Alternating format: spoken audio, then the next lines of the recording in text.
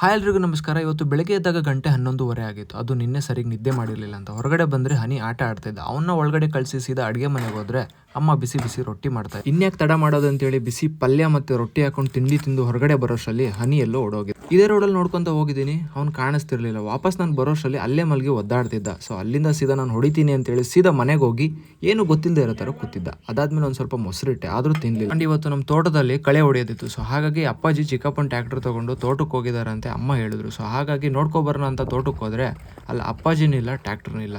ಎಲ್ಲೋದ್ರಪ್ಪ ಅಂತ ಹೇಳಿ ಮುಂದೆ ಹೋಗಿ ನೋಡಿದ್ರೆ ಅಲ್ಲೂ ಕಾಣಿಸ್ಲಿಲ್ಲ. ಆಮೇಲೆ ಗೊತ್ತಾಗಿದ್ದು ಅವರು ಈ ತೋಟದಲ್ಲ ಇನ್ನೊಂದು ತೋಟಕ್ಕೆ ಹೋಗಿದಾರಂತೆ. ಹಾಗೆ ಮುಂದೆ ಹೋಗಿ ಒಳಗಡೆ ತೋಟ ಎಲ್ಲ ಅಡ್ಡಾಡ್ಕೊಂಡು ಸೀದಾ ನಾನು ಇನ್ನೊಂದು ತೋಟಕ್ಕೆ ಹೋದೆ. ನಾನು ಹೋಗೋ ಅಷ್ಟರಲ್ಲಿ ಆಲ್ರೆಡಿ ಟ್ರ್ಯಾಕ್ಟರ್ ಹೊಡಿತಾ ಇದ್ರು. ಇಲ್ಲಿ ಕಾಣ್ತಿರೋ ಕಳೆನ ಟ್ರ್ಯಾಕ್ಟರ್ ಬಾಣ್ಲಿ ಹೊಡೆದು ಈ ತರ ಮಾಡ್ಬೇಕಿತ್ತು.